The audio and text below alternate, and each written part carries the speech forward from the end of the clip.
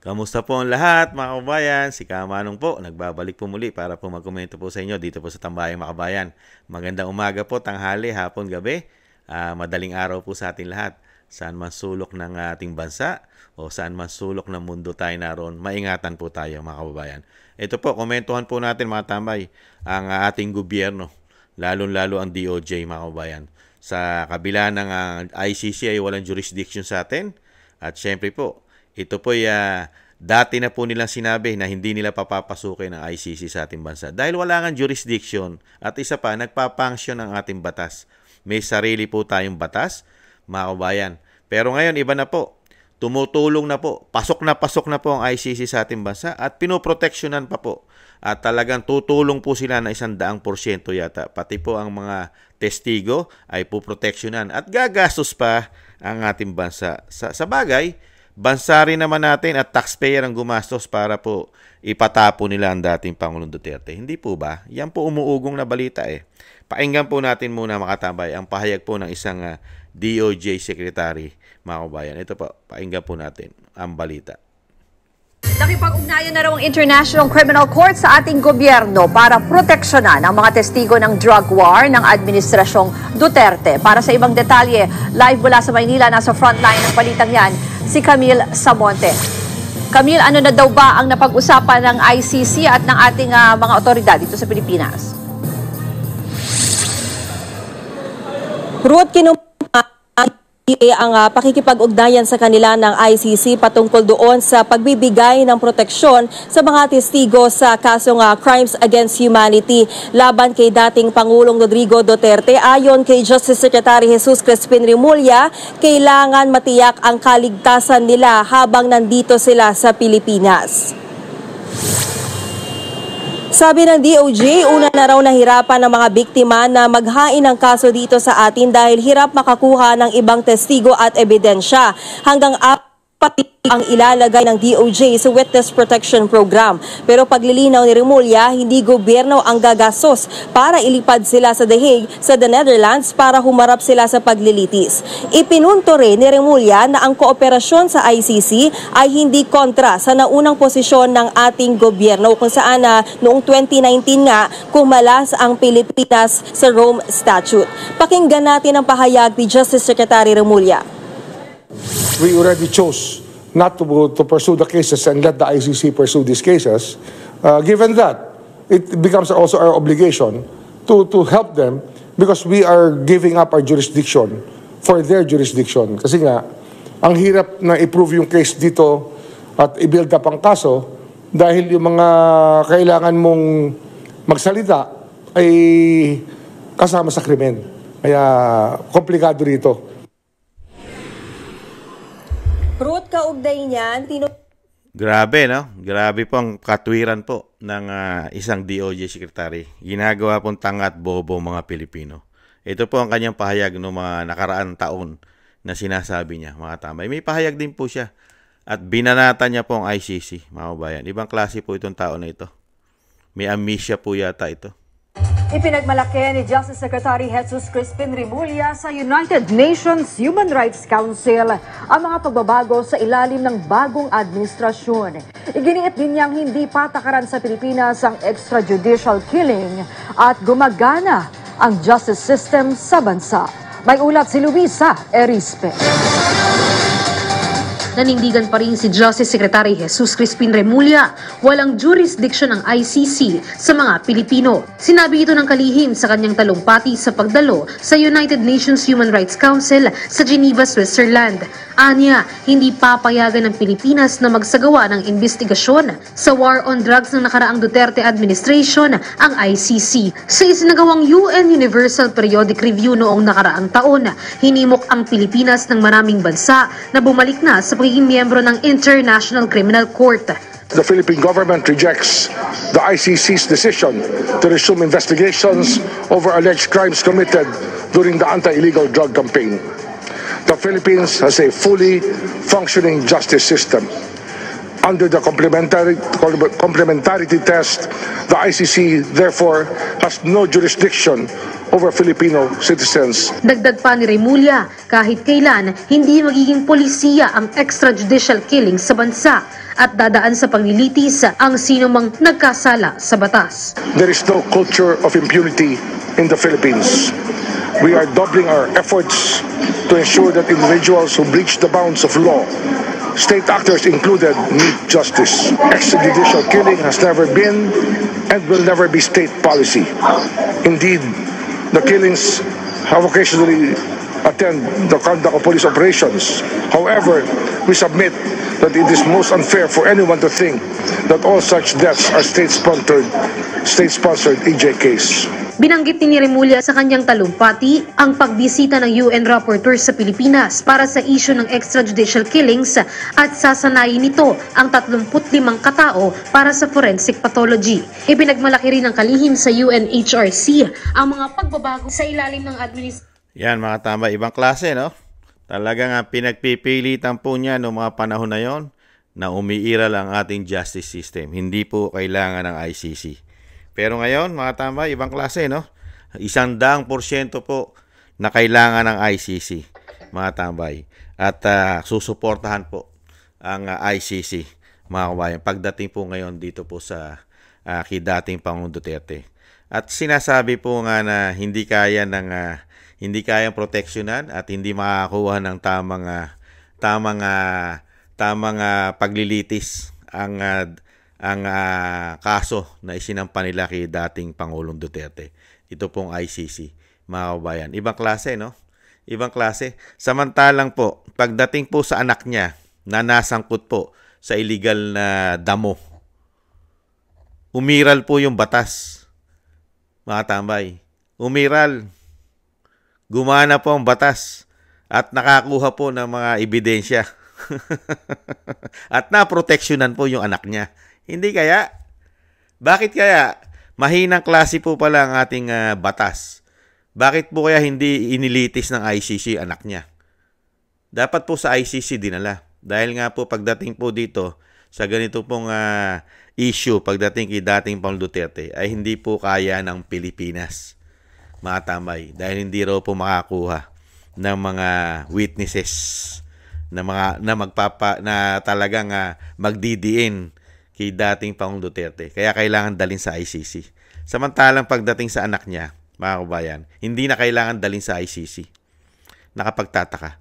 Pagdating po sa dating Pangulong Duterte, wala po tayong judicial. Mahina po ang ating batas. Mga tambay, napakahina po ng batas natin. Napakahina. Hindi po gagana ang batas natin pagdating po kay dating Pangulong Duterte. Kailangan sa ICC siya dalhin. Pero po, pagdating po sa iba, gumagana po sila. Katulad kay Kibuloy, iniimbestigahan nila. Kahit po ang mga testigo ay bumabaliktad na.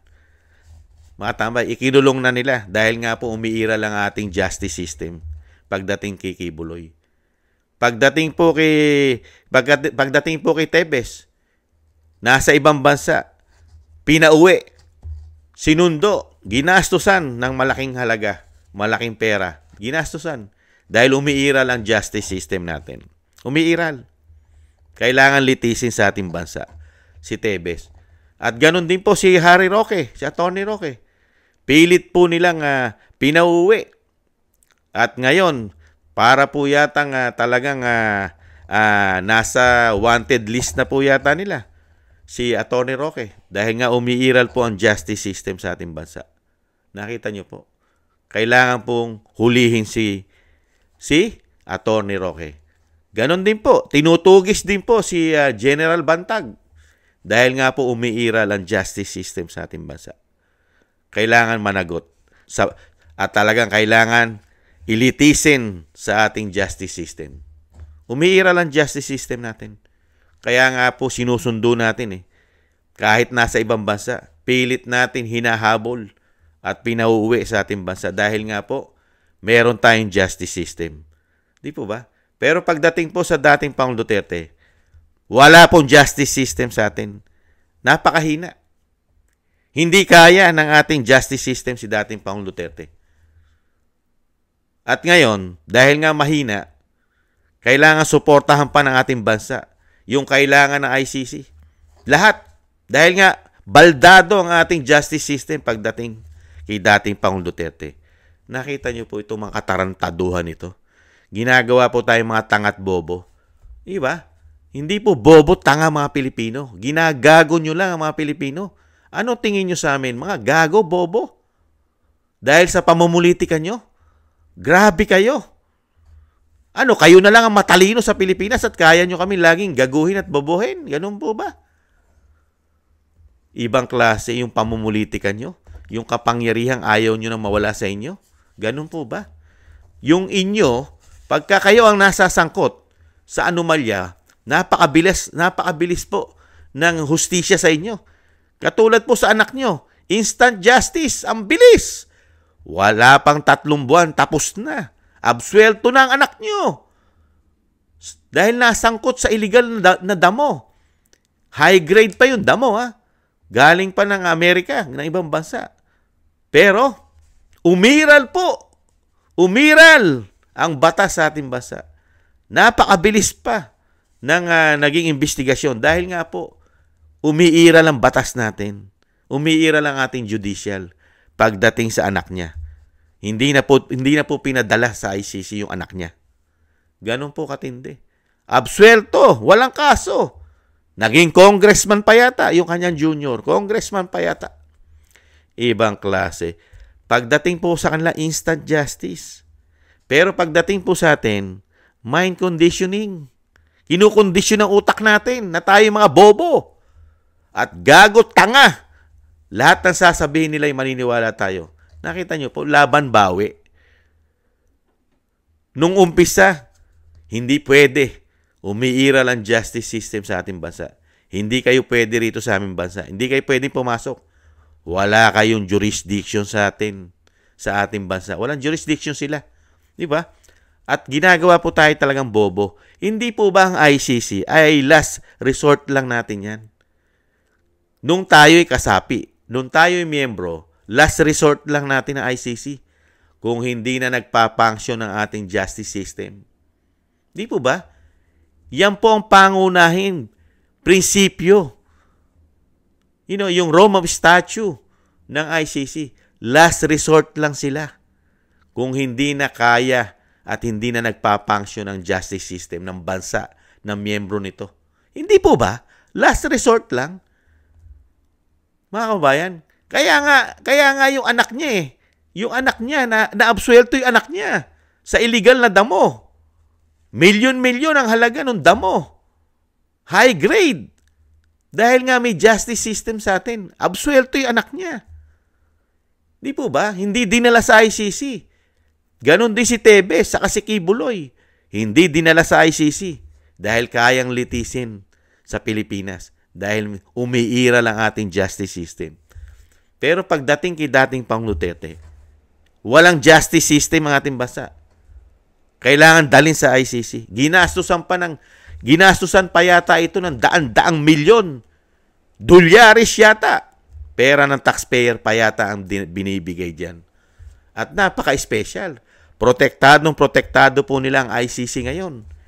Ginagastusan pa yata talaga nila. Ibang klase, no? Spoiled po ang ICC pagdating po sa pamilya Duterte. Ganyan po. Kaya ito po mga tao na ito na po, naglalabasan na po talaga sa sariling bibig, di umano ang mga Judas at taksil ng bayan. Judas po ito hindi po ba? Judas, taksil sa isang Pilipino at sa ating soberenya. Di po ba? Mga ano po ito? Hindi po ito makabayan. Makabayan, hindi po ito yung mga tunay na makabayan, lingkod bayan. At ito po, mga traidor yata ito ng bayan. Di po ba? Nung panahon po ng Hapon, kung maitutumbas mo itong mga ganitong klaseng tao di umano na ito po yung mga may suklob na bayong sa muka. Hindi kaya? Nagtatanong lang si Kamanong. Ibang klase, no? Talagang napaghahalata mo sila na talagang sa kapangyarihan, yung sinasabi ni Vice President, no, makabalik sila sa kapangyarihan, na ayaw na nilang mawala ito. Dahil nga po makatambay doon sa mga bonuses. Ibang klase. 3 taon yung tinututukan. Pinababagsak ang mga Duterte. Dahil nga po sa ayaw nyo na mawala sa pwesto. Hindi po tangat bobo mga Pilipino. Lalo-lalo po sa inyo, Secretary Boying, napakarami nyo pong nilabag na batas. Napakarami po. Ayaw pa lang po ilabas ang desisyon ng Korte Suprema. At ayaw pa lang din ilabas ang desisyon ng Ombudsman. Dahil po, masyado po yata kayong pinoproteksyonan ng gobyerno. Hindi kaya, may proteksyon kayo sa gobyerno dahil kayo mismo ang DOJ Secretary. Hindi kaya. May tamang panahon din po sa inyo. Dahil yung batas, kayo mismo nagsasabi, pagdating sa anak nyo, ay meron tayong batas.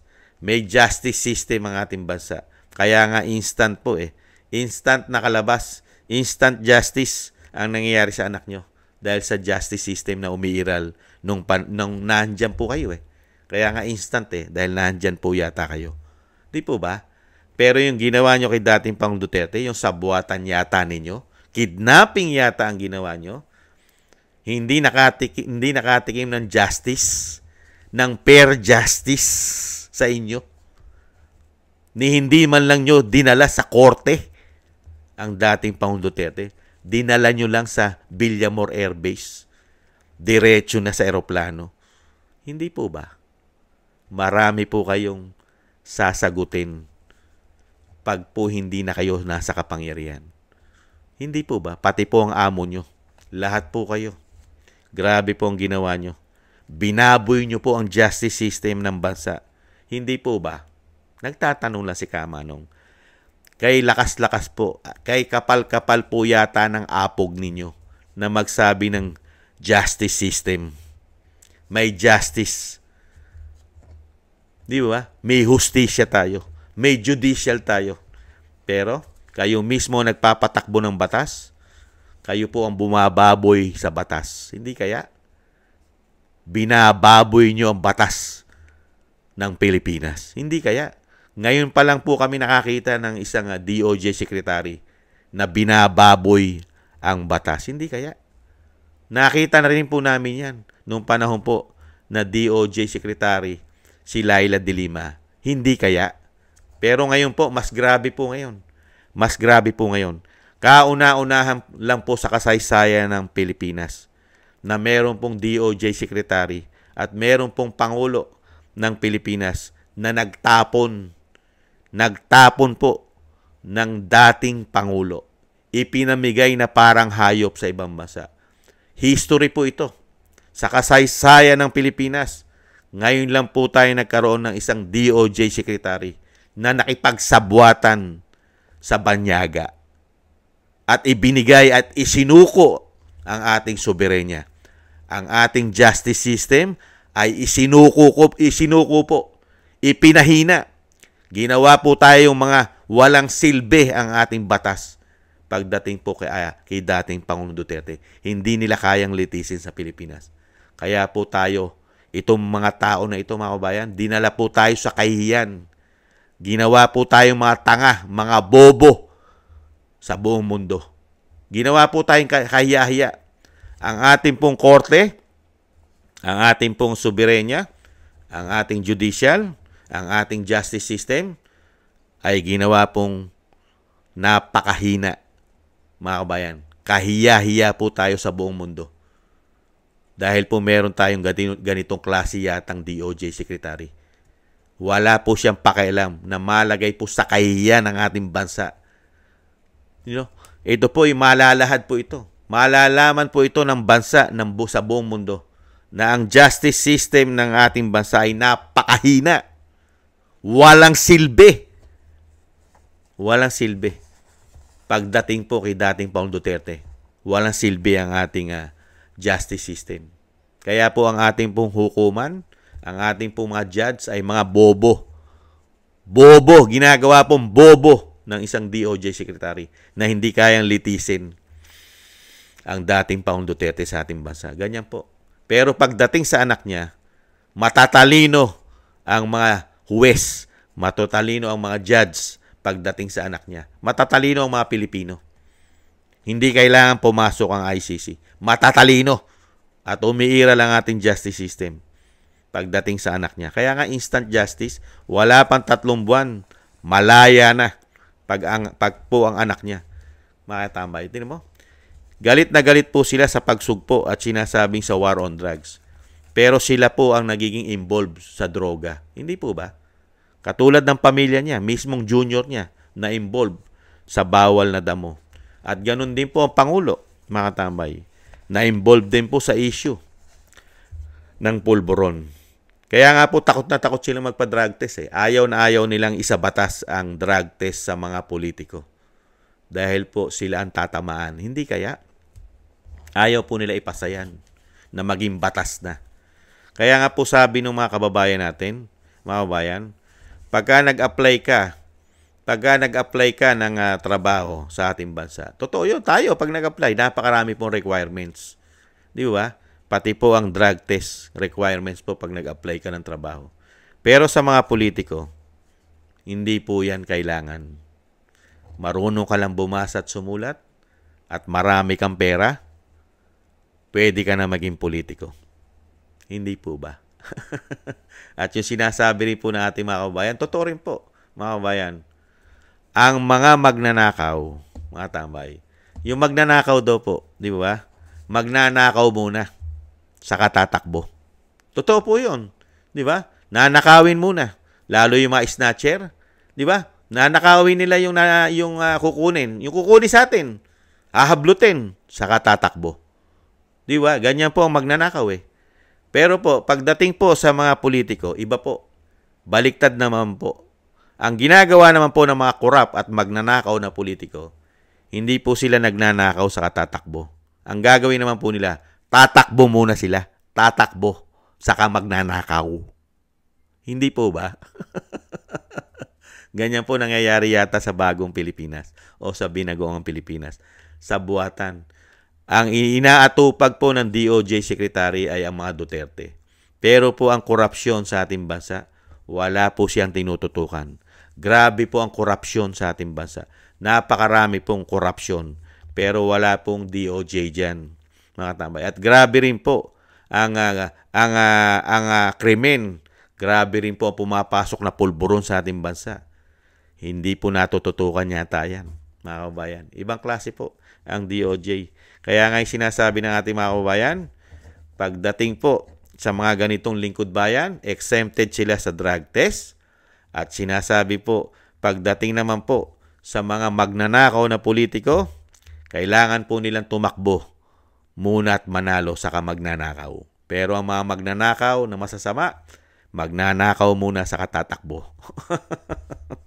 Hindi po ba? Yan po mga kababayan, yan po, nasaksihan po natin ang talagang, lumalabas na po sa kanilang mga bibig ang talagang ginawa nila. Planado po pala talaga lahat. Sila po pala talaga ang nagpadampot at nagpahuli. Talaga po pinagplanuhan pala nila. Kung pag-aaralan mo ang mga salita nila, ang mga lumalabas sa bibig nila, kasi ngayon po, 100% po na suportado na po nila ang ginagawa ng ICC. Samantalang tigas po ang batikos nila yan. Tigas po ang batikos nila dyan. Yan po hindi nila papapasukin at hindi nila bibigyan ng suporta at tulong. Ngayon, 100% na po nilang tinutulungan ang ICC. At tayo pa ngayon ang magbibigay ng proteksyon.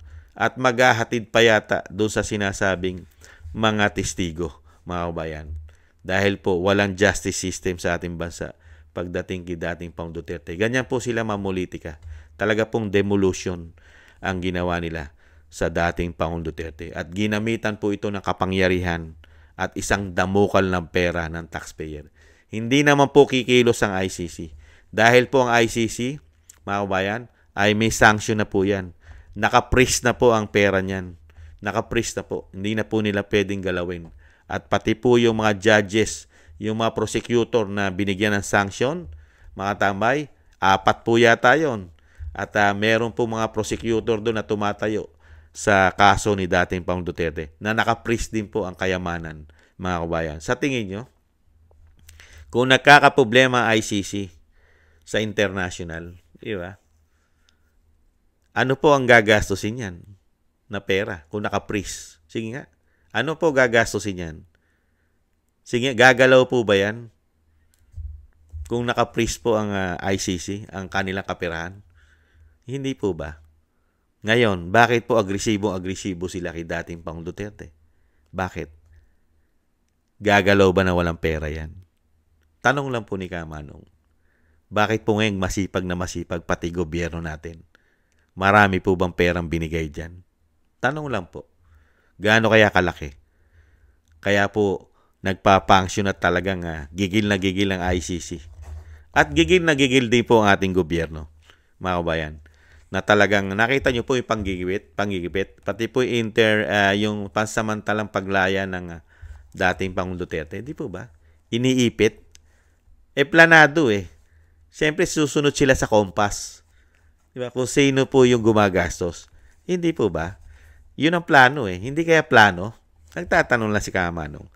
Plano? Ito po ba yung nasa Oplan Horus na pumutok? Hindi po ba, mga kababayan? Kaya po, basag na, ito pong pamahala na ito, wala pong gagawing mabuti ito. Komento ko po. Kailanman, pagka ganitong klaseng panunungkulan at ganitong klase ang nasa gobyerno, kailanman, komento ni Kamanong, hindi ka makakita ng magandang gagawin ito. Hindi gagawa ng maganda sa bansa ito. Komento ko po, mga tambay. Hindi naman po masama magkomento. Una-una, yung DOJ secretary, hindi gagawa ng maganda. Dahil yung anak niya nagkaroon yata ng proteksyon o sabuatan. Nahulihan, napakarami. Doon pa mismo sa bahay niya. Pero nakalaya. Hindi po ba? Pulburon yun. Paano gagawa ng kabutihan yan? At magiging mabuti ang gagawin lingkod bayan yan. May kiling na agad. Di ba? Hindi parehas. Kaya po napakasama na po nangyayari sa ating gobyerno, lalo-lalo sa ating justice system. Ganyan po, niwalang hiya po yata nila. Niwalang hiya nila. At yung sinasabi ko, mga katambay, komento ko po, lahat po ng masasama, mga demonyo, mga tambay, demonyo, masasama, nagsama-sama na po sa binagoong Pilipinas. Hindi kaya? Naglabasan na, nagkampihan na lahat ng masasama na mga politiko. Hindi kaya? Nagkampi-kampi na. Mga demonyo, di umano. Nagsama-sama na. Hindi po ba? Nagtatanong lang si Kamanong. Dahil alam naman po natin na masasama na talaga ang CPP and PNP. Hindi kaya pati mga oligarko, mga media, kasama riyan. Nakikita naman natin. Hindi na tayo magtataka. Hindi po ba? Yan po, mga kabayan. Ngayon, ididire-diretso yung pa po nila yan, mga tambay. Dire-diretso pa yan. Ang nakakalungkot lang, sila talaga ang papatay pala sa dating Pangulong Duterte.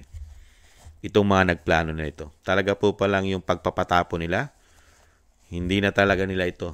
Kung sila po masusunod, hindi na po nila pauwiin ng dating Pangulong Duterte. Yan po ang plano. Plano na pala nila yan, mga kabayan. Talagang makakauwi lang si dating Pangulong Duterte kung sila po. Ganyan po. Sa galawan po ng gobyerno ngayon, makakauwi lang ang ating Pangulo dahil ginagastusan po ng isang damukal na pera yata. Makakauwi lang ang ating dating Pangulong Duterte, mga tambay, pagka si Sara na po ang Pangulo. Pero kung hindi po si Sara ang Pangulo, hindi po makakauwi ang dating Pangulong Duterte. Yan po ang totoo. Pag si BP Sara ang Pangulo, makakauwi po yan. Dahil iiral po ang tamang batas. Pero pagka sila po at puro kaalyado nila ang uupo, hindi na po makakauwi ang ating dating Pangulong Duterte.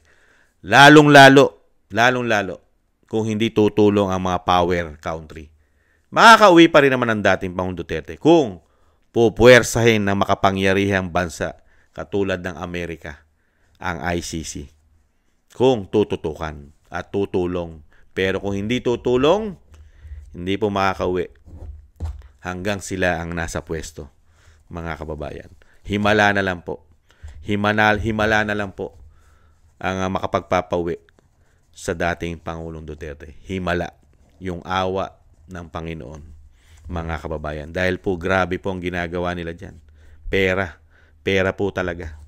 Pera ang pinairan nila. Pera at kapangyarihan. Hindi kaya. Maraming salamat po mga kababayan sa mga nakagusto po ng ating Tambayang Makabayan sa YouTube at TikTok. At ganun din po sa mga nagko-comment, like, share, and subscribe. At syempre po sa mga subscribers po natin, maraming salamat po sa inyo po mga kababayan. Mabuhay po kayo. Shoutout po sa inyo lahat. At syempre po, yung ating po mga subscribers, maraming salamat din po sa mga subscribers po natin na nagbibigay ng biyaya sa inyong lingkod.